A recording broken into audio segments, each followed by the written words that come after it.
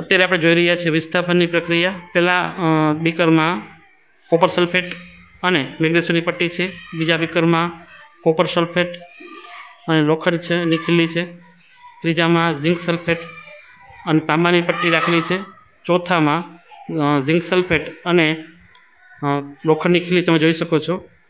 વિસ્થાપનની પ્રક્રિયા છે થોડી ધીમી છે, એટલે ધીમે ધીમે આ પ્રક્રિયા થાય છે, જે તમે આમાં જોઈ શકો છો।